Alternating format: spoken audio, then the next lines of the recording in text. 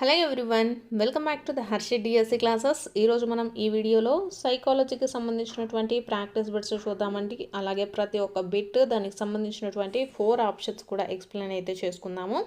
So already మన ఛానల్ని చూస్తున్న వారైతే మీకు కనుక వీడియో నచ్చినట్లయితే తప్పకుండా లైక్ చేయండి. అలాగే కొత్తగా చూస్తున్న వారు వచ్చేసి మా ఛానల్లో వచ్చేసి డిఎస్సికి సంబంధించినటువంటి ప్రతి ఒక్క కంటెంట్ అలాగే ప్రాక్టీస్ బిట్స్ అన్నీ కూడా ఉన్నాయండి. సో ఎవరైతే దేనికైనా ఏ లెసన్ అన్నా కావాలి అనుకున్నా, లేకపోతే తెలుగుకి సంబంధించి కానీ టెక్స్టువల్ గ్రామర్ వీటికి సంబంధించిన ప్రతి ఒక్క వీడియో అయితే ఛానల్లో ఉందండి. ఒకసారి అయితే ప్లేలిస్ట్లో చెక్ చేసుకోండి. ప్రతి ఒక్క క్లాసెస్ అలాగే ప్రతి ఒక్క సబ్జెక్ట్కి సంబంధించినటువంటి వీడియోస్ అయితే మీకు కనిపిస్తాయి.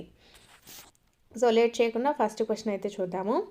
ఫస్ట్ది వచ్చేసి మూర్తిమత్వ అంచనా పరీక్షలలో మిక్కిలి తరచుగా ఉపయోగించే పద్ధతి ఏది అనేసి ఇచ్చారు.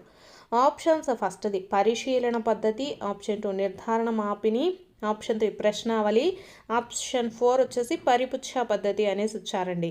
మీకు నిన్న అంటే నేను ఇంతకుముందు సైకాలజీ వీడియో కూడా చేశాను కదండి. సో దాంట్లో మీకు మూర్తిమత్వ పరీక్షల గురించి క్లియర్గా అయితే చెప్పానన్నమాట. సో వీటిని వచ్చేసి మూర్తిమత్వ శోధికలు అంటే మూర్తిమత్వాన్ని అంచనా వేయడానికి ఈ పద్ధతులను అయితే వాడుతూ ఉంటారండి. సో వీటిల్లో ఎక్కువగా ఏది వాడతారంటే ప్రశ్నావళి పద్ధతిని వాడతారు. ప్రశ్నావళి పద్ధతి అంటే క్వశ్చనరీస్. మనకు ఒక పేపర్లో క్వశ్చన్స్ అన్నీ ఉంటాయండి. సో అందరినీ ఒక రూమ్లో కానీ అలా కూర్చోబెట్టేసి కొన్ని క్వశ్చన్స్ అయితే ఉంటాయి, ఒక 10 or 15 క్వశ్చన్స్ వాళ్ళందరికీ ఆ పేపర్స్ అయితే ప్రొవైడ్ చేయడం జరుగుతుంది.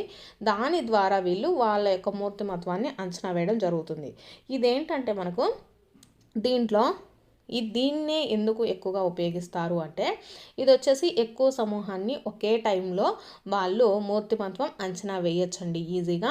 అలాగే ఇక్కడ క్వశ్చన్స్ కూడా ఇవ్వడం వలన ఎవరు ఎలాంటి బిహేవియరు, వాళ్ళకు ఏదంటే ఇష్టమో లేకపోతే ఇష్టం లేదు ఇలాంటి విషయాలు క్లియర్గా తెలుసుకోవచ్చు. కాబట్టి ఎక్కువగా ప్రశ్నావళి పద్ధతిని వాడుతూ ఉంటారనమాట. అబ్జర్వేషన్స్ అంటే పరిశీలన పద్ధతిని ఎందుకు వాడరు అంటే మనం పరిశీలించేటప్పుడు ఒక రకంగా ఉంటారు, వారి లోపల ఇంకొక రకంగా కూడా మనకు కొన్ని సిచ్యువేషన్స్లో కొన్ని మారుతూ ఉంటాయన్నమాట. సో దాని గురించి కరెక్ట్గా తెలియదు కాబట్టి ఎక్కువగా దీన్ని వాడరు. నెక్స్ట్ నిర్ధారణ మాపిని అంటే రేటింగ్ స్కేల్స్. అంటే వీళ్ళు చేసినటువంటి ఆన్సర్స్ని బట్టి వీళ్ళకు రేటింగ్స్ అనేటివి కూడా ఇస్తూ ఉంటారు. సో అది నిర్ధారణ మాపిని అండి. పరిపుచ్ఛ అంటే ఇంటర్వ్యూ పద్ధతి. ఇది 1 by 1 చేయాలి కాబట్టి కొంచెం టైం ఎక్కువ తీసుకుంటుంది కాబట్టి మనకి ఎక్కువగా ప్రశ్నావళి పద్ధతిని యూజ్ చేస్తూ ఉంటారు ఈ మూర్తిమత్వ అంచనాలలో. నెక్స్ట్ సెకండ్ బిట్ చూద్దాము. డబ్ల్యూసి బాగ్లే ప్రకారము వీటి మధ్య సహసంబంధ గుణకము ఎక్కువగా ఉంటుంది. ఆప్షన్స్ ఫస్ట్ వచ్చేసి అనువంశికత మరియు వికాసం, ఆప్షన్ 2 పాఠశాల వసతులు మరియు వికాసం, ఆప్షన్ 3 పెరుగుదల మరియు వికాసం అనేసి ఇచ్చారు, ఆప్షన్ 4 పరిపక్వత మరియు వికాసం అనేసి ఇచ్చారండి. సో డబ్ల్యూసి బాగ్లే అంటే మనకు ఆదర్శాల సిద్ధాంతాన్ని ప్రతిపాదించింది ఎవరు అంటే డబ్ల్యూసి బాగ్లే అనమాట. సో ఈ ఆదర్శాల సిద్ధాంతంలో మనకి ఏముంటుందంటే మనకు ఫర్ ఎగ్జాంపుల్ చూసుకున్నట్లయితే ఇంట్లో పరిశుభ్రతను కోరుకునేటటువంటి వ్యక్తి తన ఆఫీస్లో ఉండేటటువంటి పరిసరాలు కూడా శుభ్రంగా ఉంచుకోవాలనుకోవటము, ఇలాంటి ఆదర్శాలు విలువలు అనేటి ఉంటాయన్నమాట ఈ సిద్ధాంతంలో. సో కాబట్టి ఇక్కడ వేటి మధ్య అంటే ఇతని ప్రకారం అండి డబ్ల్యూసి బాగ్లే ప్రకారము వేటి మధ్య సహసంబంధం ఎక్కువ ఉంటుందంటే పాఠశాల యొక్క వసతులు మరియు వారి యొక్క వికాసం. అంటే ఆ వసతులు అంటే వాళ్ళ చుట్టూ పరిస్థితులు అంటే ఆ పాఠశాలలో ఉండేటటువంటి వసతులు అవన్నీ కూడా వాళ్ళ విద్య పైన ఎక్కువగా ప్రభావం చూపుతాయని ఇతనైతే చెప్పడం జరిగిందనమాట. సో డబ్ల్యూసి బాగ్లే ప్రకారము వేటి మధ్య సహసంబంధ గుణకం ఎక్కువగా ఉంటుంది పాఠశాల వసతులు మరియు వికాసం. డబ్ల్యూసి బాగ్లే ఎవరు అంటే ఆదర్శాల సిద్ధాంతాన్ని ప్రతిపాదించింది ఎవరు అంటే డబ్ల్యూసి బాగ్లేనండి. నెక్స్ట్ థర్డ్ క్వశ్చన్ చూద్దాము.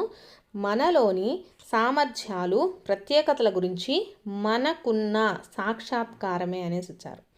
ఆప్షన్స్ ఫస్ట్ది ఆత్మ గౌరవం, ఆప్షన్ 2 ఆత్మ భావన, ఆప్షన్ 3 స్వీయ నియంత్రణ, ఆప్షన్ 4 అంతఃకరణ అనేసి ఇచ్చారు. సో దాన్ని ఏమంటామండి, మనకుండే సామర్థ్యాలు కానీ ప్రత్యేకతలు వీటన్నిటిని ఆత్మ భావన అంటారండి. సెల్ఫ్ కాన్సెప్ట్స్ అంటే మనలో ఉండేటటువంటి సామర్థ్యాలు ప్రత్యేకతలు మనకున్న అలవాట్లు ఇవన్నీ కూడా ఆత్మ భావన కిందికి వస్తాయి. So option 2 is the right answer. Next bit, IQ సగటు ప్రజ్ఞావంతుల ప్రజ్ఞాలబ్ధి అనేసి అడుగుతున్నారండి. సో మనకు ప్రజ్ఞాలబ్ధిలో కంపల్సరీ ఈ క్వశ్చన్ అయితే ఏదో ఒక సెట్లో అయితే అడగడం జరుగుతుందండి. సో మనకు ఇక్కడ 90 నుంచి 110 ఇచ్చారు. సో ఆప్షన్స్ చూద్దాం. ఫస్ట్ 90 నుంచి అంటే 90 నుంచి 110 ఉంటే వీళ్ళని వచ్చేసి మనము సగటు ప్రజ్ఞావంతులు అనేసి చెప్తామండి. అలాగే మనకు 110 నుంచి 130 అంటే ఇక్కడ మనకు మిగిలినవి అయితే చెప్తానండి నేను. 110 నుంచి మనకు 120 ఉంటే వీళ్ళని వచ్చేసి ఉన్నత ప్రజ్ఞావంతులు అనేసి పిలుస్తారండి. నెక్స్ట్ 120 నుంచి 140 ఉన్నాయనుకోండి, సో వీళ్ళను అత్యున్నత ప్రజ్ఞావంతులు అంటారు. అత్యున్నత ప్రజ్ఞావంతులు అంటారు. సో 140 కన్నా ఎక్కువగా ఉంటే 150 ప్లస్ ఉంటే వాళ్ళని ఏమంటారంటే 150 ఆర్ 140 ఎక్కువగా ఉంటే వాళ్ళను ఏమంటారంటే ప్రతిభావంతులు అనేసి పిలుస్తారు. సో ఫస్ట్ ఇవి నేర్చుకుందాం. సగటు ప్రజ్ఞావంతులు అంటే ఎవరండి?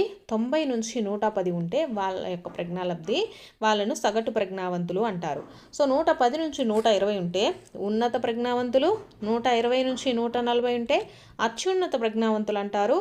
140 పైన 150 ఉంటే వాళ్ళను వచ్చేసి ప్రతిభావంతులు అనేసి పిలుస్తారు. వీళ్ళను ప్రతిభావంతులు అనేసి పిలవడం జరుగుతుంది. సో నెక్స్ట్ ఇక్కడ మనకు 70 నుంచి 90 అనేసి ఇచ్చారు కదా, వీళ్ళని తెలివి తక్కువ వాళ్ళు అంటారండి. 70 నుంచి 90 ఉంటే తెలివి తక్కువ వాళ్ళు అనేసి చెప్తారు.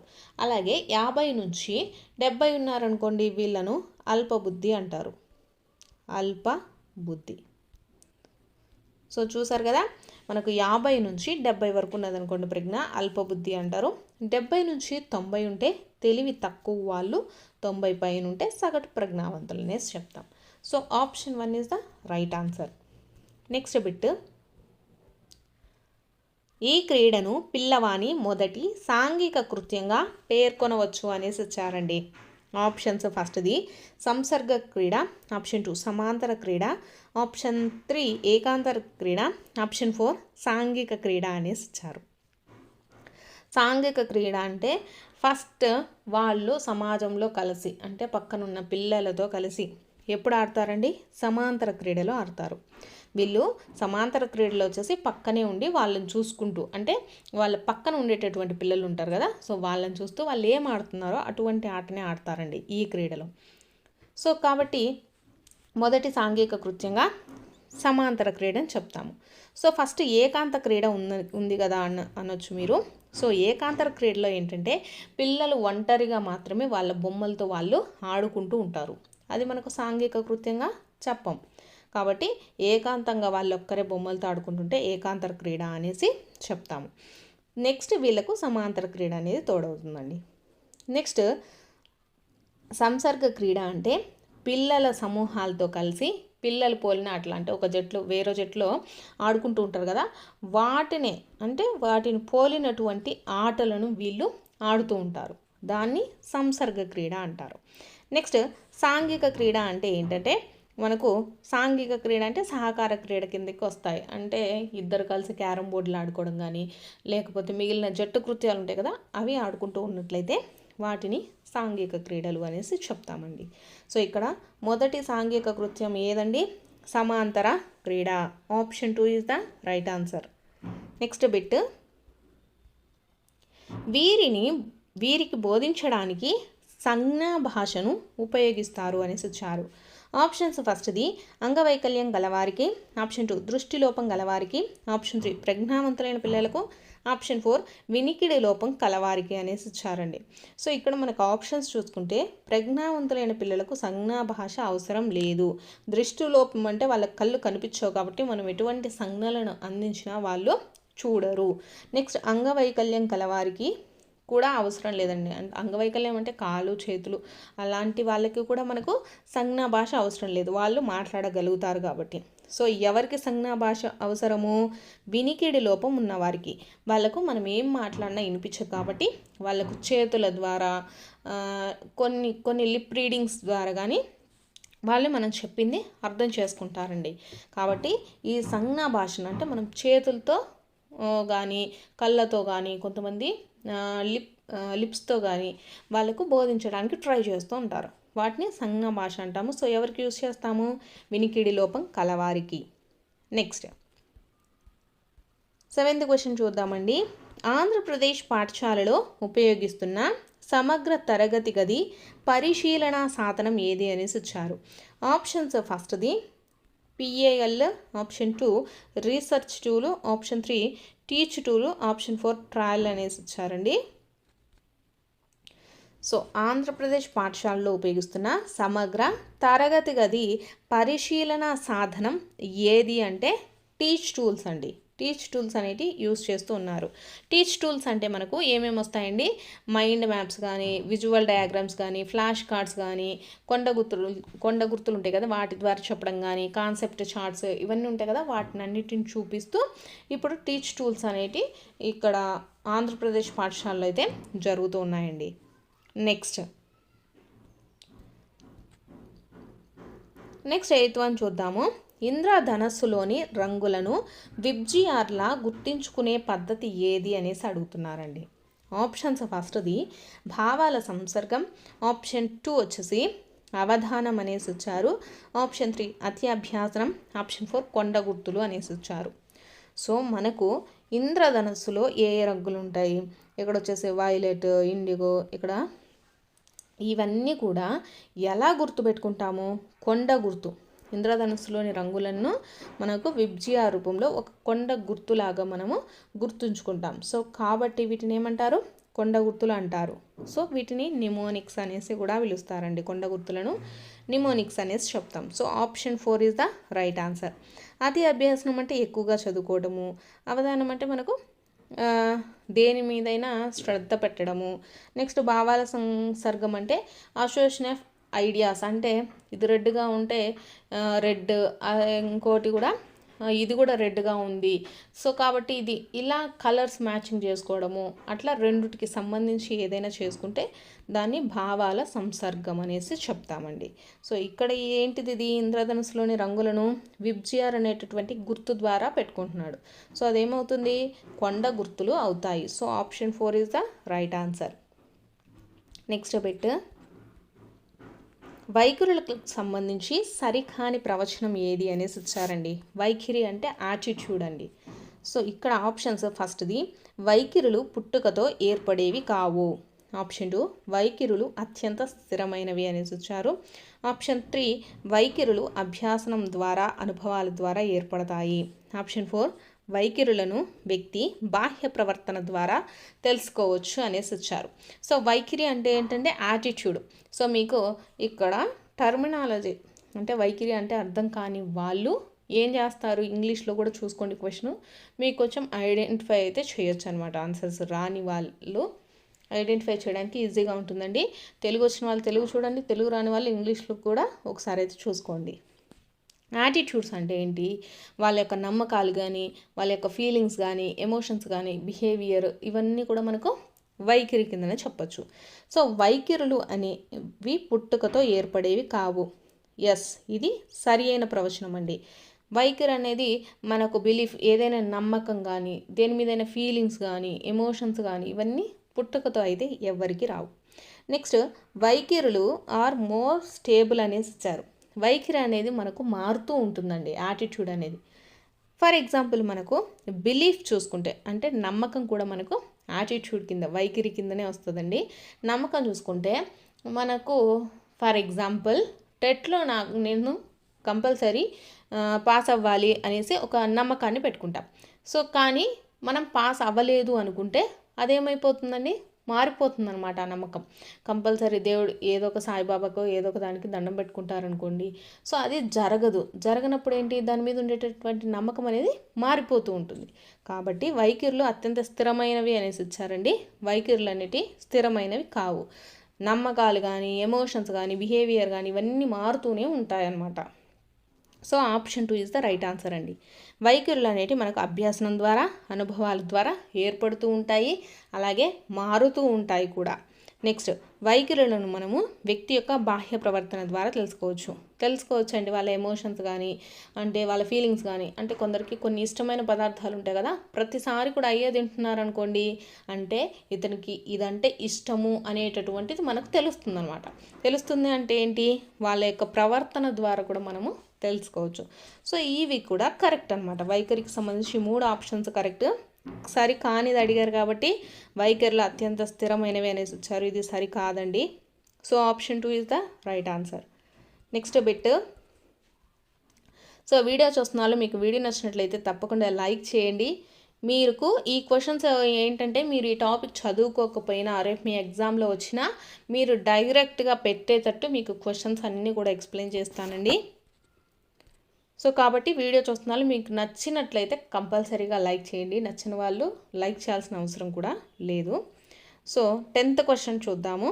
ఒక వ్యక్తికి కానీ, వస్తువుకు కానీ, పరిస్థితికి కానీ సంబంధించిన సాధారణ అవగాహనను ఏమంటాము అనేసి ఇచ్చారు. ఆప్షన్స్: ఫస్ట్ది భావన, ఆప్షన్ 2 వైఖరి, ఆప్షన్ 3 ఆలోచన, ఆప్షన్ 4 వివేచన అనేసి ఇచ్చారండి. సో మనకు దేనికైనా, ఒక వస్తువుకి కానీ, వ్యక్తికి కానీ, పరిస్థితికి కానీ సంబంధించిన సాధారణ అవగాహనను భావన అనేసి పిలుస్తామండి. జస్ట్ సాధారణ అంటే ఒక మనిషిని చూస్తే ఓహో ఇలా ఉన్నాడు, జస్ట్ ఊరికే అతని గురించి మనం ఎక్కువ ఆలోచించము, ఏం చేయమండి, ఒక అవగాహనకు వస్తాం అంతే, ఇతను ఇట్లా వచ్చాడు ఏదో సంథింగ్. సో కాబట్టి దాన్ని సాధారణ అవగాహనను మనం ఏమని పిలుస్తాము, భావన అని పిలుస్తాం. వైఖరి అంటే ఆచి చూడండి, అంటే మనకు ఆయనకు సంబంధించిన ఫీలింగ్స్, ఎమోషన్స్ ఇవన్నీ కూడా మనకు అవసరం లేదనమాట. సో ఆలోచన, థింకింగ్ కూడా మనం చేయము. ఇక్కడ ఏమన్నాడు, సాధారణ అవగాహన అన్నాడు. సాధారణ అవగాహన ఏమంటాము, భావన. Option 1 is the right answer. Next వచ్చేసి NCF 2005 మార్గదర్శక సూత్రం ఏది అనేసి అడుగుతున్నారు. ఆప్షన్స్: ఫస్ట్ది ఎక్కువ పరీక్షలను నిర్వహించడం అనేసి ఇచ్చారు, కాదు. ఆప్షన్ 2 పాఠ్య ప్రణాళికలను పాఠ్య పుస్తకాలకు పరిమితం చేయడం అనేసి ఇచ్చారు, ఇది కూడా కాదు. ఆప్షన్ 3 పాఠశాల బయటి జీవితంతో జ్ఞానాన్ని అనుసంధానం చేయడమే మనకు NCF 2005 మార్గదర్శక సూత్రం అండి. ఆప్షన్ 4 కంఠస్థ బట్టి పద్ధతులను ప్రోత్సహించడం అనేసి ఇచ్చారు, సో ఇది కూడా కాదు. ఆప్షన్ 3 రైట్ అండి. నెక్స్ట్, ఒకే రకమైన ఆసక్తితో సంగీతాన్ని అభ్యసించిన ఇద్దరిలో ఒకరు మాత్రమే సంగీత రంగంలో రాణించడానికి గల కారణం ఏది అనేసి ఇచ్చారండి. సో ఆప్షన్స్: ఫస్ట్ది సహజ సామర్థ్యము, ఆప్షన్ 2 అభిరుచి, ఆప్షన్ 3 వైఖరి, ఆప్షన్ 4 ప్రజ్ఞ అనేసి ఇచ్చారు. సో ఒకే రకమైన ఆసక్తితో సంగీతాన్ని అభ్యసించిన కానీ ఒక్కరు మాత్రమే దాంట్లో రాణించారండి. సో ఇది దేన్ని తెలియజేస్తుంది, సహజ సామర్థ్యాన్ని తెలియజేస్తుందండి. ఇద్దరు ఒకేలాగా ఉండి ఉన్నా కూడా ఒకే వెయిట్ని లిఫ్ట్ చేయలేరు. సో ఎందుకు, వాళ్ళల్లో ఉండేటటువంటి సహజ సామర్థ్యం అనమాట. సో కాబట్టి ఒకరిలో ఉండేటటువంటిది ఇంకొకరిలో రాలేదు అంటే దానికి కారణం సహజ సామర్థ్యం. Option 1 is the right answer. Next bit. పిల్లలు వీటి ద్వారా ఉద్వేగాలను అభ్యసిస్తారు అనేసి ఇచ్చారండి. పిల్లలు అనేసి ఇచ్చారండి. ఆప్షన్స్: ఫస్ట్ది అనుభవము అనుకరణ ద్వారా, ఆప్షన్ 2 పరిశీలన పరిపక్వత, ఆప్షన్ 3 అనుభవము మరియు అభ్యాసనము, ఆప్షన్ 4 అనుకరణ మరియు నిబంధన అనేసి ఇచ్చారండి. సో కరెక్ట్ ఆన్సర్ ఏమవుతుందండి, ఆప్షన్ 4 అండి, అనుకరణ మరియు నిబంధన. పిల్లలు వేటి ద్వారా ఉద్వేగాలను అభ్యసిస్తారు అనేసి ఇచ్చారు. అంటే ఇప్పుడు పెద్దవాళ్ళని చూసి వాళ్ళు దేనికి ఎలా రియాక్ట్ అవుతున్నారో వాళ్ళని చూసి వీళ్ళు నేర్చుకుంటారండి. ఎందుకు, పిల్లలు కాబట్టి. సో ఇక్కడ పిల్లలు అని మనకు మెన్షన్ చేశారండి. పిల్లలు ఏదైనా సరే పెద్దవాళ్ళని చూసే అనుకరిస్తూ ఉంటారు. కాబట్టి వాళ్ళు ఎలా రియాక్ట్ అవుతున్నారు ఏంది దాన్ని బట్టే వీళ్ళల్లో ఉద్వేగాలు, కోపం ఇవన్నీ కూడా వస్తాయి. So option 4 is the right answer. Next bit, Electra కాంప్లెక్స్ను ఈ మనోలైంగిక వికాస దశలో గమనించవచ్చు అనేసి ఇచ్చారు. ఆప్షన్స్ ఫస్ట్ది గుప్త దశ, ఆప్షన్ 2 శిశ్న దశ, ఆప్షన్ 3 మౌఖిక దశ, ఆప్షన్ 4 ఆసన దశ అనేసి ఇచ్చారు. సో ఇక్కడ చూసుకున్నట్లయితే మనకు ఎలక్ట్రా కాంప్లెక్స్ అండి. ఎలక్ట్రా కాంప్లెక్స్ అంటే ఆడపిల్లలు వచ్చేసి తండ్రి ప్రేమను కోరుకుంటారు కదా, దాన్ని ఎలక్ట్రా కాంప్లెక్స్ అంటారు. నెక్స్ట్ దీంట్లోనే మనకు ఇడిపస్ కాంప్లెక్స్ కూడా ఉందండి. ఇడిపస్ కాంప్లెక్స్ అంటే మగ పిల్లలు తల్లి ప్రేమను కోరుకుంటే దాన్ని ఇడిపస్ కాంప్లెక్స్ అనేసి చెప్తాము. సో ఇది వచ్చేసి మనకి ఏ దశలో ఉంటుందంటే శిశ్న దశలో ఉంటుందండి. Option 2 is the right answer. మనకు గుప్త దశ అంటే లెటెన్సీ స్టేజ్ అంటే ఇది వచ్చేసి మనకు 6 నుంచి 12 ఇయర్స్ వరకు ఉంటుందండి.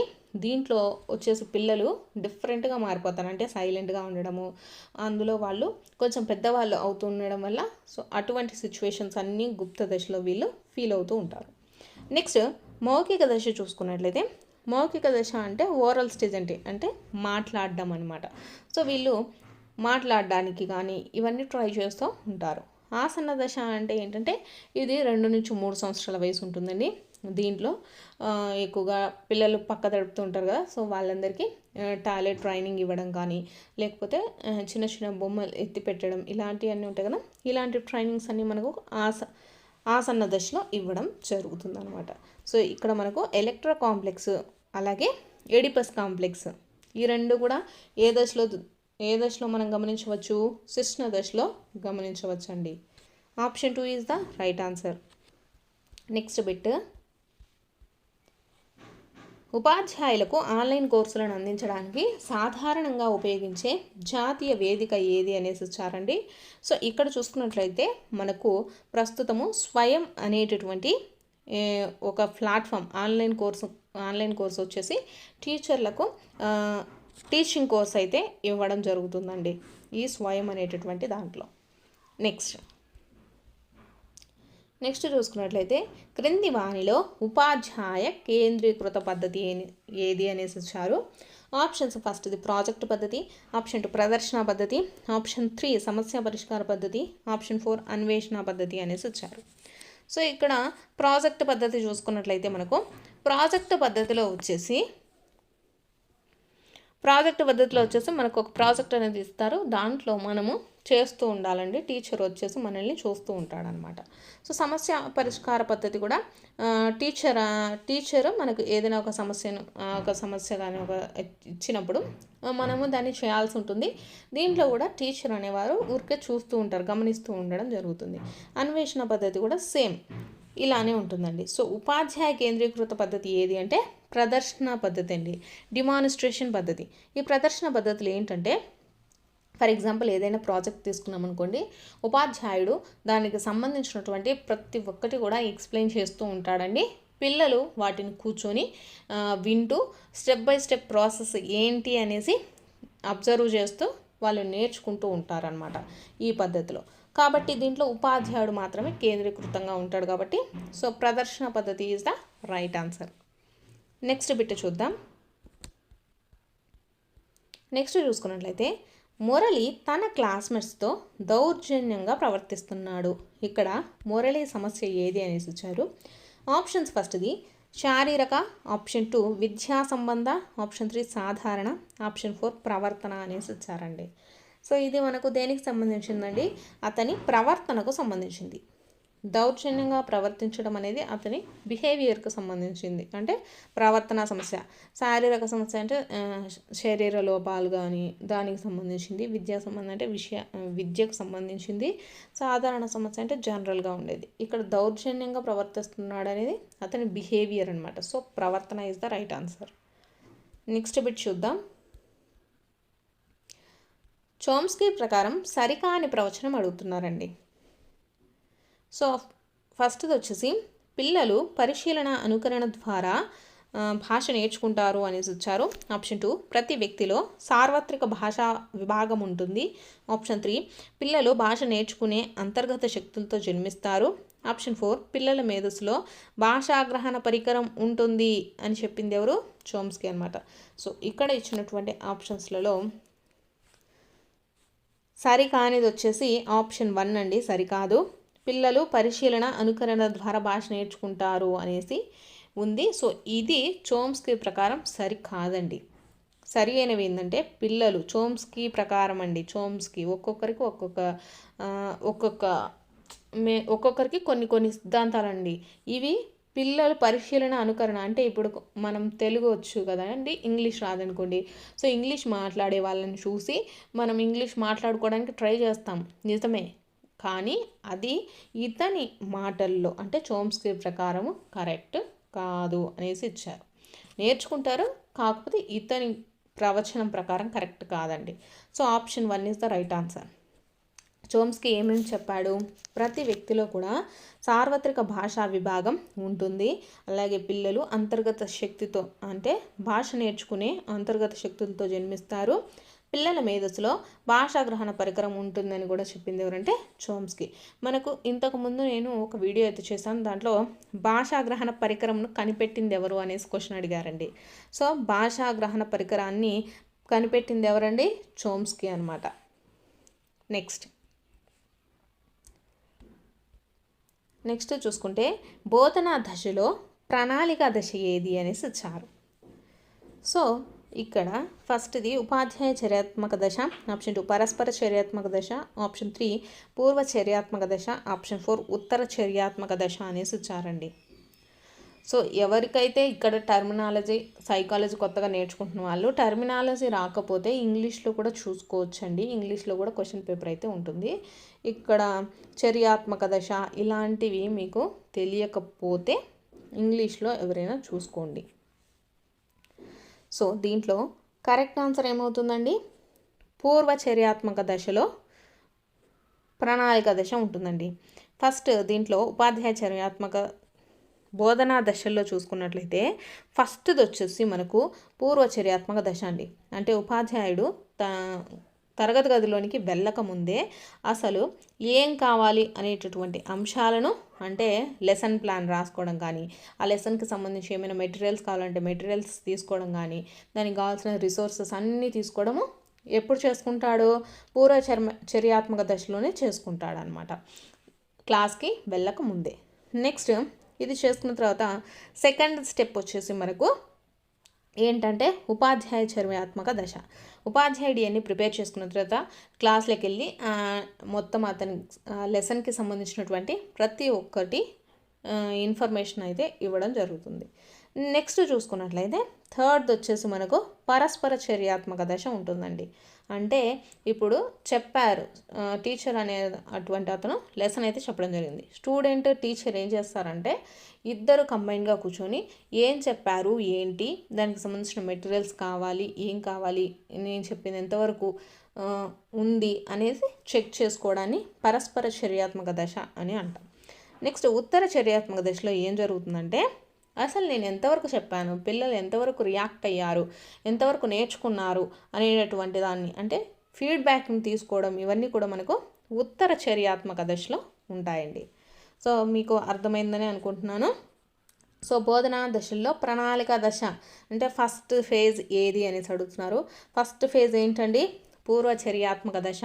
అంటే దీన్ని ప్రీ యాక్టివ్ ఫేజ్ అంటారు. అంటే క్లాస్కి ముందు, లెసన్ టీచ్ చేయకముందు, టీచర్ ఉపాధ్యాయుడు తరగతి గదిలోనికి రాకముందు. సో పూర్వ చర్యాత్మక దశ అండి. నెక్స్ట్ క్రింది వానిలో ప్రాథమిక అవసరం ఏది అనేసి ఇచ్చారండి.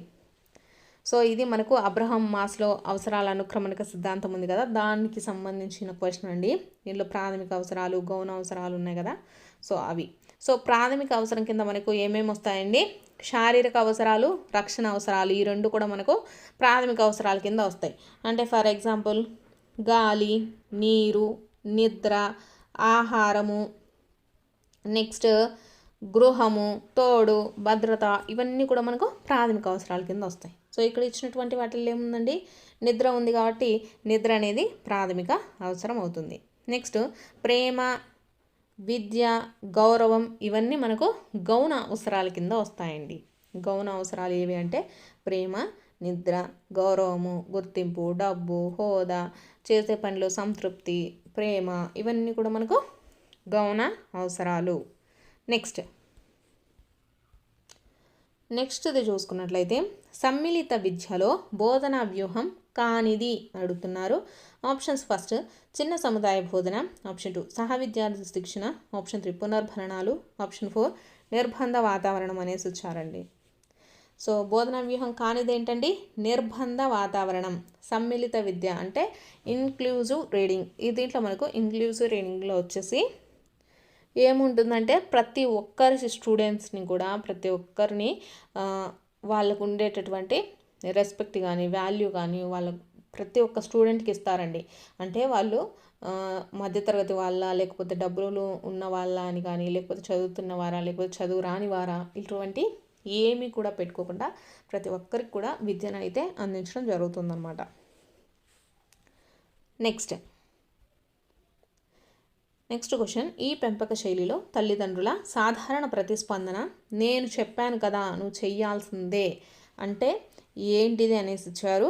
ఆప్షన్స్ వచ్చేసి నిరంకుశత్వ, అంగీకారత్వ, సాధికారతత్వ, జోక్యరహిత అనేసి ఇచ్చారండి. ఇక్కడ మీకు క్వశ్చన్ ఆల్రెడీ అర్థమయ్యే ఉంటుంది. నేను చెప్పాను కదా నువ్వు చెయ్యాల్సిందే అంటే దాన్ని ఏమంటాము? నిరంకుశతత్వం అనేసి చెప్తామండి.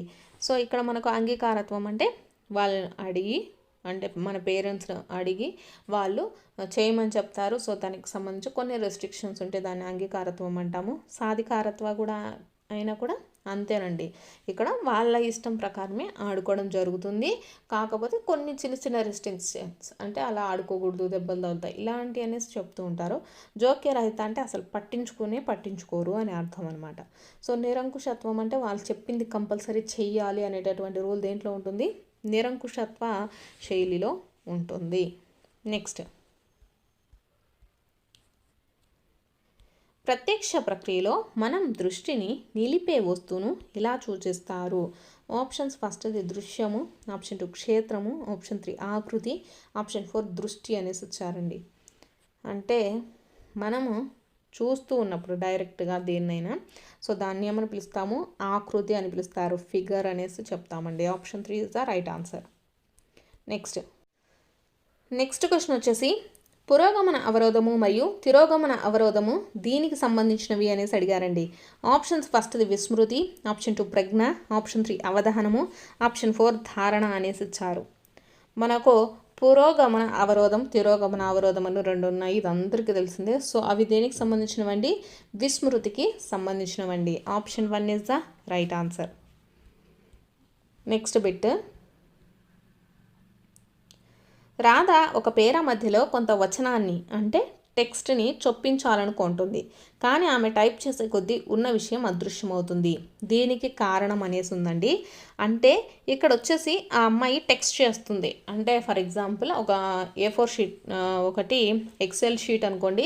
దాంట్లో అమ్మాయి మొత్తం ఆల్రెడీ సెట్ చేసేసింది, అంటే మొత్తం రాసింది. ఆ అమ్మాయి ఇంకా కొంచెం టెక్స్ట్ని రాయాలనుకుంటుంది, కానీ అక్కడ టెక్స్ట్ అవ్వట్లేదు.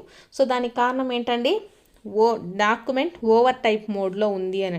అంటే దానికి మనం ఏదైనా ఒక షీట్ అనేది తీసుకుంటే దానికి ఇన్ని మాత్రమే ఉండాలి, ఇన్ని వర్డ్స్ అనేది ఉంటుందండి రూలు. సో అన్ని వర్డ్స్ తర్వాత మనము ఎంత టైప్ చేసినా కూడా అక్కడ టైప్ అవ్వదన్నమాట. సో దాన్ని ఏమంటాము? డాక్యుమెంట్ ఓవర్ టైప్ మోడ్లో ఉంది అనేసి చెప్తాము. నెక్స్ట్, కోల్బ్ అభ్యాసన వలయంలో కృత్యాన్ని చేసే ప్రక్రియ ఏది అనేసి అడిగారండి.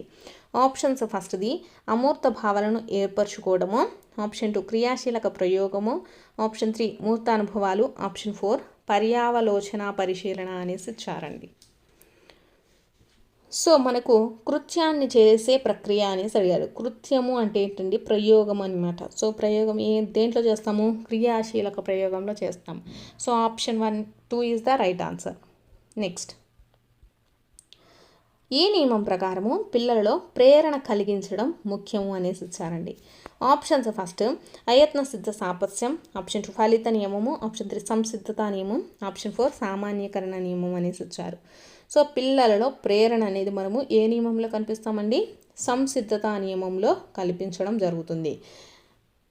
Option 3 is the right answer. సంసిద్ధత నియమం అంటే ఏంటంటే పిల్లలకు ఇంతకుముందు తెలిసినటువంటి చిన్న చిన్న వర్డ్స్ ఉంటాయి కదా, సో అటువంటి వర్డ్స్ని యూస్ చేసుకుంటూ మనం కొంచెం కష్టతరమైనది చెప్తూ ఉన్నా సరే వాళ్ళు ఏం చేస్తారు, ఈ మనం ఇంతకుముందు నేర్చుకున్నాం కదా అలాంటి విషయమే ఇది కూడా అని చెప్తూ ఉంటే వాళ్ళు ఏంటంటే ఇది కూడా నేర్చుకోవడానికి వాళ్ళల్లో మనం ఒక ప్రేరణ కల్పించినట్టు అవుతుందన్నమాట.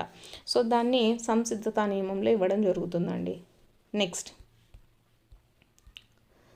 నెక్స్ట్ది సెమినార్ ఇవ్వడానికి భయపడిన విద్యార్థి ఆ రోజు కాలేజ్కి రాకపోవడంలోని రక్షక తంత్రం ఏది అనేసి ఇచ్చారండి. ఆప్షన్స్ ఫస్ట్ నిరాకరించుట, ఆప్షన్ 2 ఉపసంహరణ, ఆప్షన్ 3 పరిహారము, ఆప్షన్ 4 విస్థాపనము అనేసి ఇచ్చారు. సో నిరాకరించడం అంటే ఏంటంటే భరించలేని విషయాలను ఖండించేదాన్ని నిరాకరించటం అనేసి చెప్తాము. అంటే ఎవరైనా వాళ్ళకి ఇష్టం అయిన వాళ్ళకి యాక్సిడెంట్ జరిగిందని చెప్తే ఏం జరగలేదు అనడం అని చెప్తూ ఉంటారు కదా, వాటిని నిరాకరించడం అంటారు.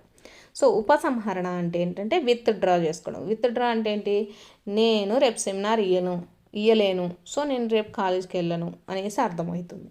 So option 2 is the right answer. ఉపసంహరణ అంటే విత్డ్రా అండి, నాకు సామర్థ్యం లేదు, నేను చెప్పలేను, దానికి ఎందుకు కాలేజ్కి వెళ్ళడం, ఇంట్లో కూర్చుంటే సరిపోతుంది కదా అనేసి అనుకుంటుంది. కాబట్టి ఇది ఏ రక్షణ తంత్రం, ఉపసంహరణ. పరిహారం అంటే ఏంటండి, ఒక రంగంలో రాణించకపోతే ఇంకొక రంగం చూసుకొని దాంట్లో రాణిస్తూ ఉంటారు కదా, దాన్ని పరిహారం అంటాం. విస్థాపన అంటే ఏంటి, ఒకరి మీద కోపాన్ని ఇంకొకరి మీద చూపిస్తే దాన్ని విస్థాపనం అనేసి చెప్తాం. సో ఇక్కడ కరెక్ట్ ఆప్షన్ 2 అండి. నెక్స్ట్, చలనాత్మక నైపుణ్యాలు నేర్చుకోవడానికి అనువైన దశ ఏది అనేసి చెప్తున్నారు.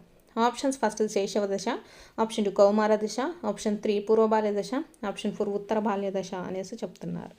మనకు చలనాత్మక నైపుణ్యాలు చూసుకున్నట్లయితే మనం ఏ ఏజ్లో నేర్చుకుంటారండి, పూర్వ బాల్య దశలో నేర్చుకుంటారు. పూర్వ బాల్య దశలో వచ్చేసి వాళ్ళకు చలనాత్మక నైపుణ్యాలు అనేటివి వస్తాయండి. మనకు శైశవ దశలో ఇవన్నీ కూడా వాళ్ళకి ఏంటంటే అవయవాల మీద గ్రిప్ అనేది ఉండదు. అంటే కాళ్ళ మీద స్ట్రాంగ్గా నించోవడం, చేతులతో ఏదైనా వస్తువులను గట్టిగా పట్టుకోవటము, ఇలాంటివన్నీ కూడా మనకు పూర్వ బాల్య దశలోనే ఇంప్రూవ్ అవుతాయి కాబట్టి ఆ దశలోనే నేర్చుకుంటారు. నెక్స్ట్, క్రింది వానిలో మానసిక చలనాత్మక రంగానికి చందనిది అడుగుతున్నారండి. మీకు చాలాసార్లు చెప్పాను, దీంట్లో కంపల్సరీ క్వశ్చన్ అయితే వస్తుంది. మెథడాలజీలో కూడా మనకు దీనికి సంబంధించిన క్వశ్చన్స్ అయితే ఉంటాయండి. సో ఇది చూసుకున్నట్లయితే మనకు చంద్ అనేది వచ్చేసి ఏమవుతుందంటే వ్యవస్థాపనం అండి. వ్యవస్థాపనం వచ్చేసి మనకు దేనికి సంబంధించింది, భావావేశ రంగానికి సంబంధించిందండి. సో మానసిక చలనాత్మక రంగాన్ని చూసుకుంటే అనుకరణ, ఉచ్చారణ, హస్తలాఘవము, సునిశ్చితత్వము, సహజీకరణము, ఇవన్నీ కూడా మనకు మానసిక చలనాత్మక రంగానికి సంబంధించినవి. భావావేశ రంగానికి సంబంధించినవి ఏవి అంటే గ్రహించడము, ప్రతిస్పందించడము, విలువ కట్టడము, వ్యవస్థాపన, శీలస్థాపన, ఇవన్నీ కూడా మనకు భావావేశ రంగానికి సంబంధించినవి. వచ్చేసి తన విద్యార్థుల ప్రవర్తనను పరిశీలించాలనుకున్న ఉపాధ్యాయుడు విద్యార్థులు ఆడుతున్న ఆటలో తాను ఒక ఆటగాడిగా పాల్గొన్నాడు. ఈ పరిశీలన రకం ఏది అనేసి ఇచ్చారండి. మనకు ఆప్షన్స్ సంచరిత పరిశీలన, సాధారణ పరిశీలన, అసంచరిత పరిశీలన, స్థూల పరిశీలన అనేసి ఇచ్చారు. సో ఏదండి కరెక్ట్ ఆన్సర్, ఈ పరిశీలన వచ్చేసి సంచరిత పరిశీలన అంటారండి. ఎందుకు అంటే ఉపాధ్యాయుడు వాళ్ళల్లో కలిసిపోయి వాళ్ళ యొక్క ప్రవర్తనను పరిశీలిస్తూ ఉన్నాడు కాబట్టి దాన్ని సంచరిత పరిశీలన అనేసి పిలుస్తారు. నెక్స్ట్, సెకండ్ వన్ చూద్దామండి. క్రింది వాటిలో సరి అయిన ప్రవచనం ఏది అనేసి ఇచ్చారు.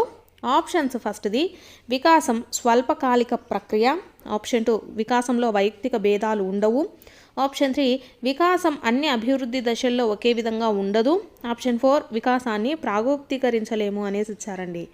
దీంట్లో కరెక్ట్ అయిన ప్రవచనం ఏంటంటే ఆప్షన్ 3 అండి. వికాసము అన్ని అభివృద్ధి దశలలో ఒకే విధంగా ఉండదన్నమాట. ఒక్కొక్క దశలో అభివృద్ధి అనేది మనకు వికాసం అనేది ఎక్కువగా జరుగుతుంది, ఒక్కోసారి తక్కువగా జరుగుతూ ఉంటుంది.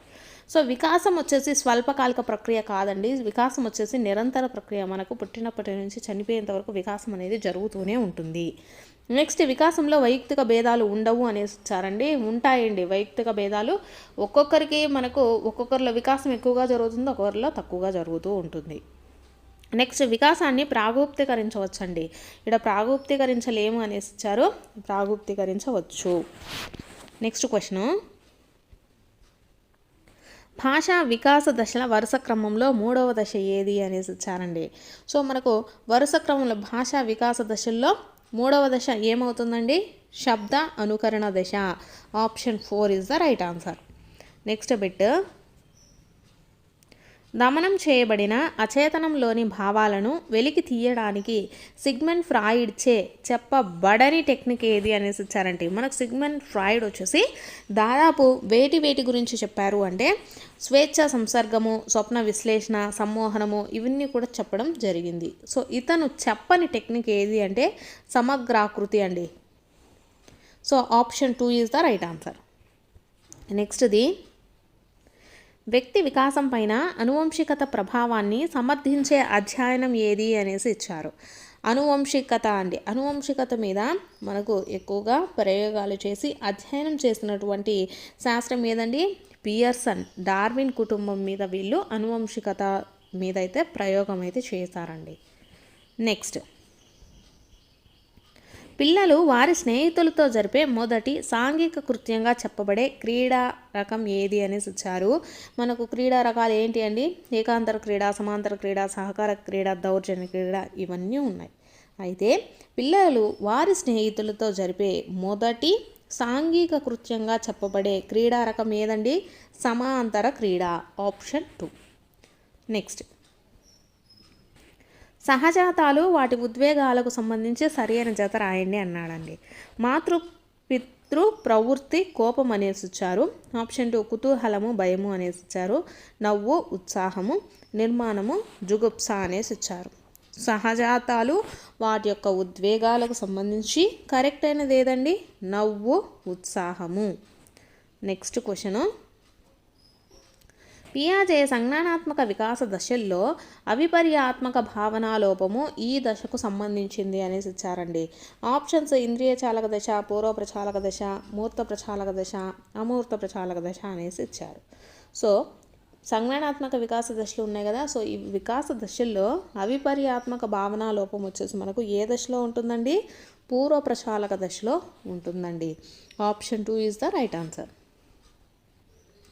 నెక్స్ట్ క్వశ్చను, వ్యక్తి యొక్క భవిష్యత్తు సాధనను సూచించే ప్రస్తుత నిష్పాదన ఏది అనేసి ఇచ్చారండి. అభిరుచి, సహజ సామర్థ్యము, వైఖరి, నిష్పాదన అనేసి ఇచ్చారు.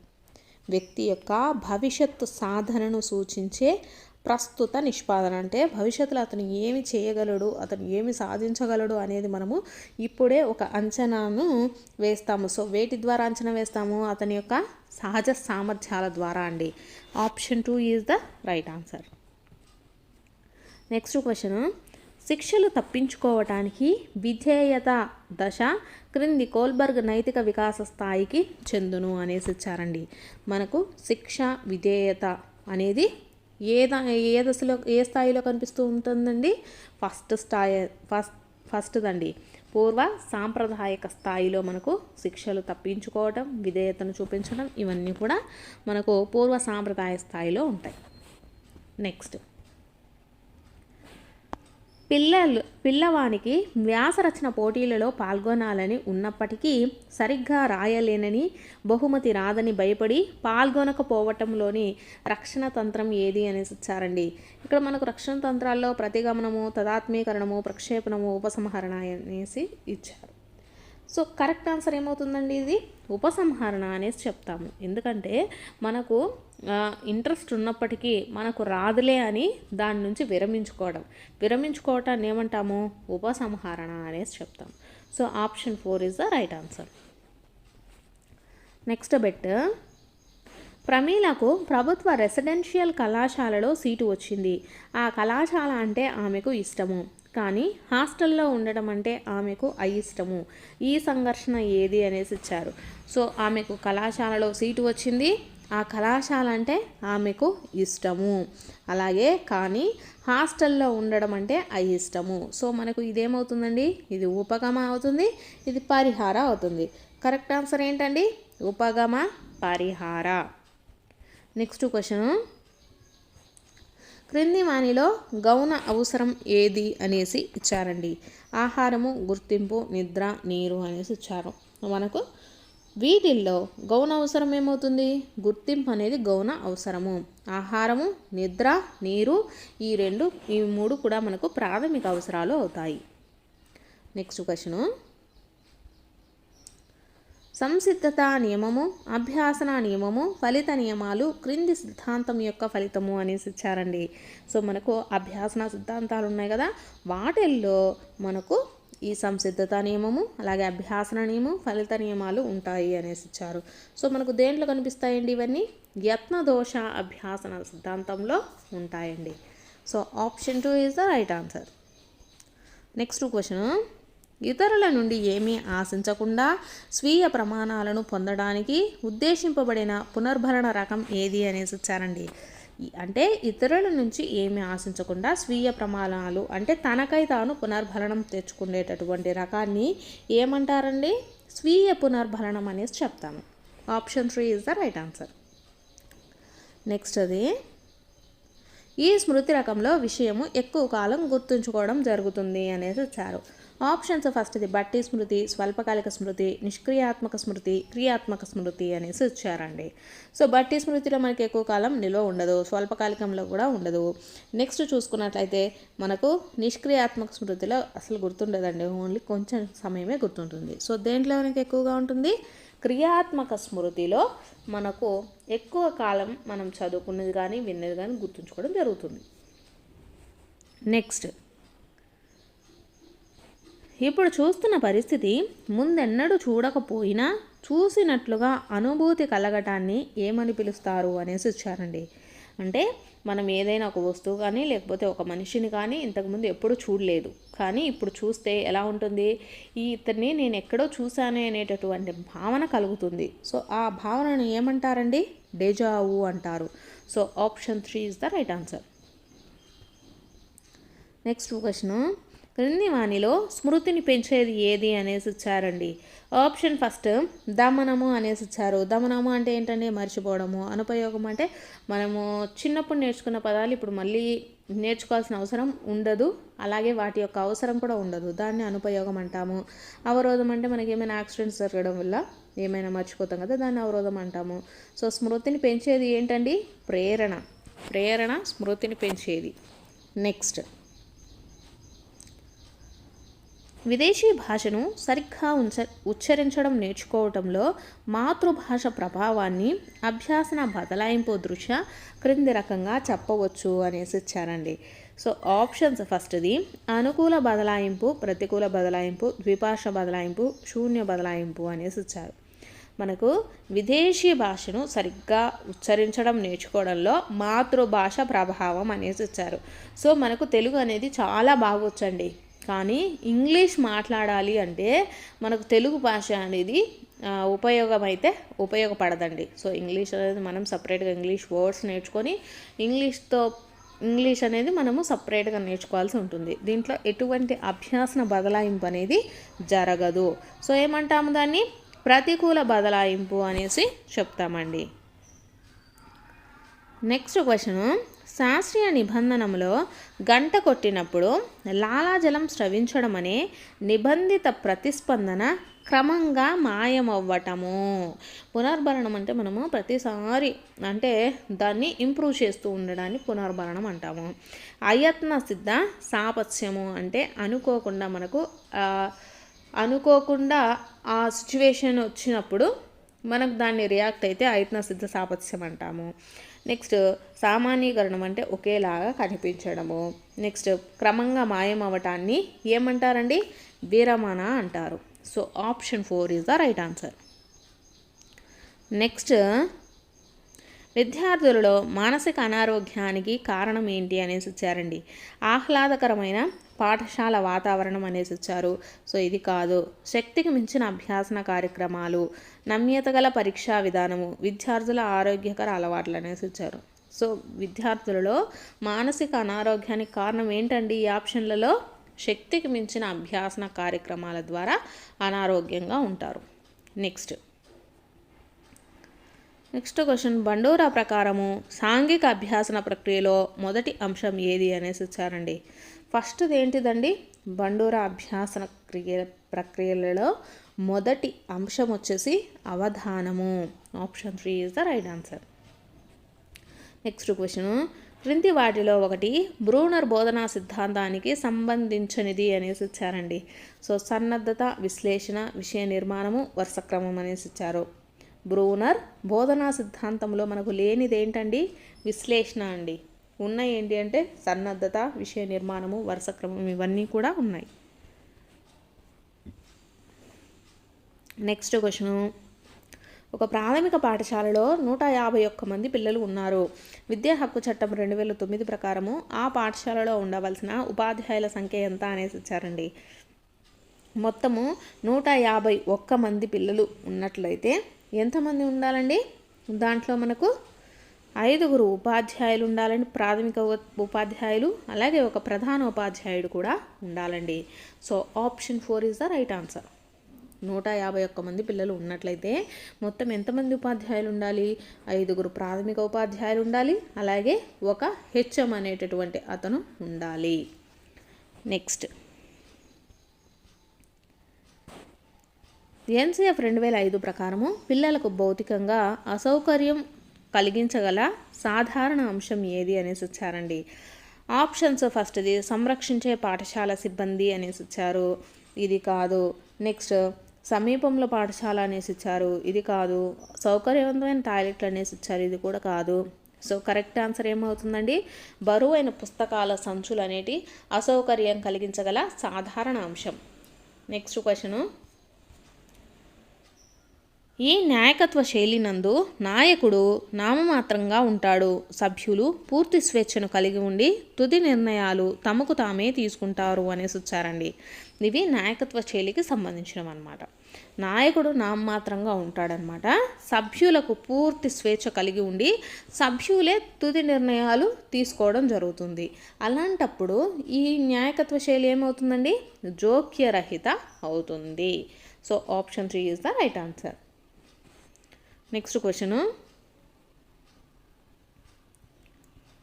కార్ల్ రోజర్స్ చే ప్రతిపాదించబడిన మంత్రణ విధానం ఏది అనేసి చెప్పారండి. మనకు మంత్రణాలు ఉన్నాయి కదా, ఇవన్నీ కూడా మనకు మంత్రణాలకు సంబంధించింది. దీంట్లో కార్ల్ రోజర్స్ ప్రతిపాదించిన మంత్రణం వచ్చేసి అనిర్దేశిక మంత్రణం అండి. నెక్స్ట్ క్వశ్చను,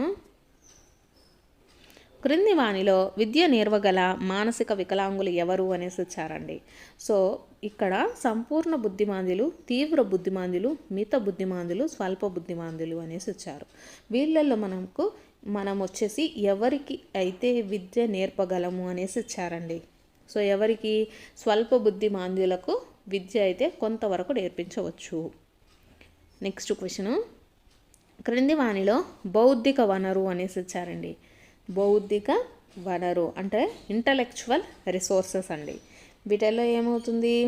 శాస్త్రవేత్తలు వచ్చేసి మనకు బౌద్ధిక వనరు అవుతుందండి. నెక్స్ట్, నిర్మాణాత్మక మదింపునందు స్లిప్ టెస్ట్కి ఇవ్వవలసిన భారత్వం ఎంత అనేసి ఇచ్చారు. సో మనకు స్లిప్ టెస్ట్కు ఎన్ని మార్క్స్ అనేటివి ఉంటాయండి? 20 మార్క్స్కు ఉంటుందండి స్లిప్ టెస్ట్. నెక్స్ట్ క్వశ్చన్ వచ్చేసి, పరిపక్వత అంటే జన్యు సంభావ్యతతో జీవి ఆవిర్భావాన్ని తెలుపుతుంది. ఇది ముందుగా నిర్ణయించిన ప్రణాళిక మార్పులతో కూడుకున్నది అన్నవారు ఎవరు అనేసి ఇచ్చారండి. సో ఎవరండి? క్రైగ్ అండి, క్రైగ్. కరెక్ట్ ఆన్సర్ వచ్చేసి మనకు ఆప్షన్ 4. పరిపక్వత అంటే జన్యు సంభావ్యతతో జీవి ఆవిర్భావాన్ని తెలుపుతుంది. ఇది ముందుగా నిర్ణయించిన ప్రణాళిక మార్పుతో కూడుకున్నది అని చెప్పింది ఎవరు అంటే క్రైగ్. నెక్స్ట్ క్వశ్చను, శిర పాదాభిముఖ వికాసం అంటే ఏంటి అనేసి ఇచ్చారండి. సో మనకు శిర పాదాభిముఖ వికాసము అంటే ఏదైనా సరే అది ఎక్కడి నుంచి జరుగుతుంది? అనుదైర్ఘ్య పద్ధతిలో శిరస్సు నుండి పాదాభిముఖం వరకు జరుగుతుందండి. So option 1 is the right answer. Next question, ఏకాంత క్రీడల్లో పిల్లలు అనేసి ఇచ్చారండి. ఏకాంతర క్రీడలు అంటే పిల్లలు వాళ్ళకి వాళ్ళు మాత్రమే ఆడుకుంటారు. సో కాబట్టి ఆన్సర్ ఏమవుతుంది? ఒంటరిగా ఆడుకుంటారు. నెక్స్ట్ క్వశ్చన్, పియాజే ప్రకారము పిల్లలు వస్తు స్థిరత్వ భావన నేర్చుకునే దశ ఏది అనేసి ఇచ్చారండి. వస్తు స్థిరత్వ భావన మనకు ఏ దశలో ఉంటుంది? ఇంద్రియ చాలక దశలో ఉంటుంది. ఇందాక మనము అవిపర్యాత్మక భావన లోపము మనకు నేర్చుకున్నాం కదా. అవిపర్యాత్మక భావన లోపము పూర్వప్రచాలక దశలో ఉంటుందండి. వస్తు స్థిరత్వ భావన అనేది దేంట్లో ఉంటుంది? ఇంద్రియ చాలక దశలో ఉంటుంది. నెక్స్ట్ క్వశ్చను, వ్యక్తి నైతిక వికాసము అతని సంజ్ఞానాత్మక సామర్థ్యాలపై ఆధారపడి ఉంటుందని అభిప్రాయపడిన వారు ఎవరు? సో ఎవరండి? కోల్బర్గ్ అండి. Option 4 is the right answer.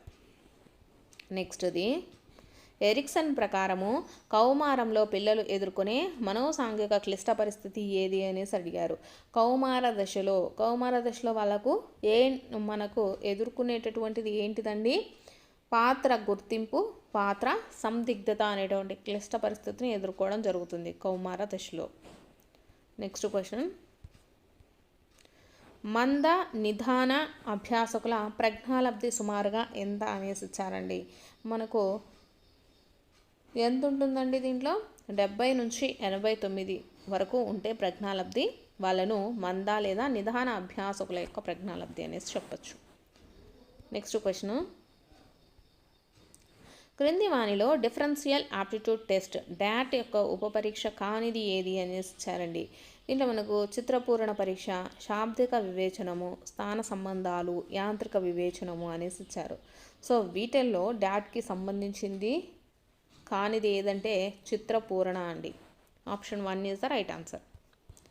Next question, ఈ గ్రంథి యొక్క స్రావము రక్తంలోని కాల్షియం స్థాయిని నియంత్రిస్తుంది అనేసి ఇచ్చారండి. సో ఏదండి? పార్శ్వ అవటు గ్రంథి వచ్చేసి రక్తంలోని కాల్షియం స్థాయిని నియంత్రిస్తూ ఉంటుందండి. పార్శ్వ అవటు గ్రంథి. నెక్స్ట్ క్వశ్చన్, రిషి కారు కొనుక్కోవాలని ఉంది కానీ దాని నిర్వహణ గురించి భయపడుతున్నాడు. రిషిలో సంఘర్షణ ఏది అనేసి ఇవ్వడం జరిగిందండి. సో రిషికి కారు కొనుక్కోవాలని ఉంది అంటే అది ఇష్టము అనే అర్థం. దాని నిర్వహణ గురించి భయపడుతున్నాడు అంటే అది ఇష్టం లేదు అనేసి అర్థం. సో మనకు ఒకటి ఉపగమ, ఇంకొకటి పరిహార. సో కరెక్ట్ ఆన్సర్ ఏమవుతుందండి? ఆప్షన్ 3. నెక్స్ట్ క్వశ్చన్, అభిషేక్ తరగతి ఉపాధ్యాయుడు అకారణంగా దండించాడనమాట. దానితో అభిషేక్కు తన ఉపాధ్యాయునిపై కోపం వచ్చింది. కానీ అతడు తన కోపాన్ని ఇంటి వద్ద ఉన్న తమ్మునిపై చూపాడు. ఇక్కడ ఉపయోగించబడిన రక్షణ తంత్రం ఏది అనేసి ఇచ్చారండి. సో ఇక్కడ ఒకరి మీద కోపాన్ని ఇంకొకరి మీద చూపించినట్లయితే దాన్ని ఏమంటామండి? మనము విస్థాపనము అంటాము, అంటే displacement. Option 1 is the right answer. Next question, వైఖరి మాపనం చేయుటకు ఈక్వల్ అపియరింగ్ ఇంటర్వెల్ స్కేల్ను రూపొందించిన వారు ఎవరు అనేసి ఇచ్చారండి. సో ఇక్కడ ఈక్వల్ అపియరింగ్ ఇంటర్వెల్ స్కేల్ను రూపొందించింది ఎవరండి? థర్న్స్టన్ అండి. Thurstone. Option 4 is the right answer. Next question, Ramu Russian భాషను నేర్చుకున్నాడు. ఇప్పుడు అతను సైకిల్ తొక్కడం నేర్చుకోదలిచాడు. ఇక్కడ అభ్యాసన బదలాయింపు రకం అనేసి అడుగుతున్నారు. ఇక్కడ భాషను నేర్చుకోవడము, సైకిల్ నేర్చుకోవడం రెండు డిఫరెంట్ అనమాట. ఇక్కడ ఎటువంటి అభ్యాసన బదలాయింపు అనేది జరగదు. సో కాబట్టి దాన్ని ఏ బదలాయింపు అంటాము? శూన్య బదలాయింపు అనేసి చెప్తామండి. So option 3 is the right answer. Next bit, కొండ గుర్తులను ఉపయోగించడం వలన పెంపొందించేది ఏది అనేసి ఇచ్చారండి. స్మృతి, విస్మృతి, జోక్య ప్రభావము, డిజావు అనేసి ఇచ్చారు. కొండ గుర్తుల ద్వారా మనము వేటిని పెంపొందించవచ్చని? స్మృతిని పెంపొందించుకోవచ్చు అనమాట. Option 1 is the right answer. నెక్స్ట్ది, స్వాతి 30 పదాలు గల అర్ధరహిత పదాల జాబితాను 30 ప్రయత్నాలలో నేర్చుకోదలిచింది. కొన్ని రోజుల తర్వాత ఆమెను మరలా అదే జాబితాను నేర్చుకోమనగా ఈసారి 12 ప్రయత్నాలలో తిరిగి నేర్చుకోగలిగిందనమాట. ఆమె పొదుపు గణన ఎంత అనేసి అడుగుతున్నారండి. సో ఇది మనకు అసలు ప్రయత్నాలు మైనస్ పునరుభ్యాసన ప్రయత్నాలు బై అసలు ప్రయత్నాలు ఇంటూ 100 అనమాట. సో మనకు ఆన్సర్ ఎంత అవుతుందండి? ఇక్కడ 60% అనేది వస్తుందండి. Option 2 is the right answer. Next, అవసరాల అనుక్రమణిక సిద్ధాంతాన్ని ప్రతిపాదించిన వారు ఎవరు అనేసి ఇచ్చారండి. మనకు అందరికీ తెలిసిందే, చాలాసార్లు ఇచ్చారండి ఈ క్వశ్చన్. అవసరాల అనుక్రమణిక సిద్ధాంతాన్ని ప్రతిపాదించింది ఎవరంటే అబ్రహం మాస్లో. నెక్స్ట్ క్వశ్చను, క్రింది వాటిలో ఒకటి మానసిక చలనాత్మక రంగానికి చందనిది అనేసి ఇచ్చారండి. ఆప్షన్స్ అనుకరణ, ప్రతిస్పందించటము, సునిశ్చితత్వము, నెక్స్ట్ ఉచ్చారణ అనేసి ఇచ్చారండి. సో దీంట్లో కానిది వచ్చేసి ప్రతిస్పందన వచ్చేసి మనకు భావావేశ రంగానికి సంబంధించిందండి. మానసిక చలనాత్మక రంగానికి సంబంధించింది ఏవి అంటే అనుకరణ, సునిశ్చితత్వము, ఉచ్చారణ. నెక్స్ట్ వైగోట్స్కీ ప్రకారము దిగువ స్థాయి మానసిక ప్రక్రియ ఏది అనేసి ఇచ్చారండి. ఆప్షన్స్ ప్రశ్నించడము, విశ్లేషించడం, సంశ్లేషించడం, సృజనాత్మక ఆలోచన అనేసి ఇచ్చారు. సో దిగువ స్థాయికి సంబంధించిన మానసిక ప్రక్రియ ఏది అంటే ప్రశ్నించడం అండి. ఆప్షన్ 1. నెక్స్ట్ క్వశ్చను, పావులో ప్రయోగంలో గంట శబ్దంతో పాటు ఆహారాన్ని ఇచ్చినప్పుడు కుక్క లాలాజలం స్రవించింది. ఇక్కడ లాలాజలం స్రవించడం అనేది మనకు ఏమవుతుందండి? నిర్నిబంధిత ప్రతిస్పందన అవుతుంది. Option 4 is the right answer. Next question, క్రింది వాటిలో దారండైక్ ప్రతిపాదించని అభ్యాసన నియమం ఏది అనేసి ఇచ్చారండి. దీంట్లో సంసిద్ధత నియమము, అభ్యాసన నియమం, పునర్భరణ నియమము, ఫలిత నియమము అనేసి ఇచ్చారు. సో దీంట్లో దారండైక్ ప్రతిపాదించని అభ్యాసన నియమం అడిగారు. అది ఏది? పునర్భరణ నియమం అండి. నెక్స్ట్, క్రింది మనలో గెస్టాల్ట్ వాది కాని వారు ఎవరు అనేసి ఇచ్చారు. మనకు ముగ్గురు అయితే గెస్టాల్ట్ వాదులు ఉన్నారు కదా, వాళ్ళు ఎవరు అంటే వర్తిమన్, కోఫ్కా, కోహెలర్ అనమాట. సో గెస్టాల్ట్ వాది కాని వారు ఎవరు అంటే ఎవరండి? Erikson. Option 3 is the right answer. Next question, Millard మరియు డోలార్డ్ అనే అమెరికన్ సైకాలజిస్టులకు ఈ సిద్ధాంతంతో సంబంధం కలదు అనేసి ఇచ్చారండి. మిల్లర్ మరియు డోలార్డ్ వీళ్ళు అమెరికన్ సైంటిస్టులు అనమాట. వీళ్ళకు ఏ సిద్ధాంతంతో సంబంధం ఉంది? సాంఘిక అభ్యాసన సిద్ధాంతంతో ఉందండి. నెక్స్ట్ క్వశ్చను, ఆర్టీఈ చట్టము 2009 ప్రకారము ఒక ప్రాథమిక పాఠశాల విద్యార్థుల సంఖ్య 125 అయినా కావాల్సిన ఉపాధ్యాయులు ఎంతమంది అనేసి అడిగారండి. 125 మంది ఉంటే ఎంతమంది ఉపాధ్యాయులు కావాలి? 5 మంది ఉపాధ్యాయులు ఉండాలా. నెక్స్ట్, అనిర్దేశిక కౌన్సిలింగ్ను ప్రవేశపెట్టిన వారు ఎవరు అనేసి ఇచ్చారండి. అంటే అనిర్దేశిక మంత్రణాన్ని ప్రవేశపెట్టింది ఎవరు? మనం ఇందాక నిర్దేశిక మంత్రణాన్ని ప్రవేశపెట్టింది ఎవరు? కార్లో రోజర్స్ అనమాట. అనిర్దేశిక మంత్రణాన్ని ప్రవేశపెట్టింది ఎవరు? రోజర్స్ అండి. Option 3 is the right answer. నెక్స్ట్ది, రాజు ఒక స్కూల్ ప్రధాన ఉపాధ్యాయుడు. అతనికి ఎప్పుడు ఉపాధ్యాయులకు ఇష్టం ఉన్నా లేకపోయినా తన ఆదేశాలను తప్పనిసరిగా పాటించాలంటాడు. రాజు యొక్క నాయకత్వ శైలి ఏది అనేసి ఇచ్చారండి. ఇది తన యొక్క ఆదేశాలను తప్పకుండా పాటించాలి అనేటటువంటిది మనకు దేంట్లో ఉంటుంది? నిర్దేశిత నాయకత్వంలో ఉంటుందండి. Option 2 is the right answer. నెక్స్ట్ది, 1995 PWD చట్టం ప్రకారము ఒక వ్యక్తిని శ్రవణ వైకల్యం గల వానిగా ధృవీకరించాలంటే అతనికి బాగా వినపడుతున్న చెవి వినికిడి లోపము క్రింది డెసిబెల్స్గా కానీ అంతకన్నా ఎక్కువగా కానీ ఉండాలి అనేసి ఇచ్చారండి. అంటే ఒకటి వినిపించలేదు కానీ వినిపించేటటువంటి చెవుకు ఎంత మినిమం అనేది ఉండాలి అని అడుగుతున్నారండి. ఎంత ఉండాలి? 60 డెసిబెల్స్ ఉండాలండి. Option 2 is the right answer. Next question, kill Patrick వివరించిన పద్ధతి ఏది అనేసి వచ్చారండి. కిల్ ప్యాట్రిక్ ప్రకల్పన పద్ధతిని అండి. Option 3 is the right answer. Next question, క్రింది వానిలో విద్యార్థి కేంద్రిత పద్ధతి ఏది అనేసి వచ్చారండి. విద్యార్థి అనేటటువంటి అతను కేంద్రకంగా ఉండాలన్నమాట. సో దేంట్లో ఉంటాడు? ఉపన్యాస పద్ధతిలో ఉండడు, చారిత్రక పద్ధతిలో ఉండడు, ఉపన్యాస ప్రదర్శన పద్ధతిలో కూడా ఉండడండి. సో దేంట్లో ఉంటాడు? అన్వేషణ పద్ధతిలో మాత్రమే విద్యార్థి కేంద్రిత పద్ధతి అవుతుంది. నెక్స్ట్ క్వశ్చన్, NCF 2005 ప్రకారము గణతీకరణ అంటే ఏంటి అనేసి ఇచ్చారండి. గణతీకరణ అంటే అర్థం ఏంటి? తార్కికంగా ఆలోచించటము. Option 1 is the right answer. Next question, క్రింది వాణిలో దృశ్య శ్రవణ ఉపకరణం ఏది అనేసి ఇచ్చారండి. చూడటము, వినటము. సో దేదండి కంప్యూటర్ అనేసి అవుతుందన్నమాట. స్లైడ్లు కానీ, నమూనాలు, బులెటిన్ బోర్డులు ఇవన్నీ మనకు చూడటానికి మాత్రమే, అంటే దృశ్య ఉపకరణాల కిందికి వస్తాయన్నమాట. కంప్యూటర్లో చూడొచ్చు, అలాగే వినొచ్చు, కాబట్టి ఇది దృశ్య శ్రవణ ఉపకరణం అనేసి అవుతుంది. సో ఇవి వచ్చేసి మనకు సైకాలజీకి సంబంధించినటువంటి 60 బిట్స్ అండి. మీకు కనుక వీడియో నచ్చినట్లయితే తప్పకుండా లైక్ చేయండి, అలాగే సబ్స్క్రైబ్ కూడా చేసుకోండి.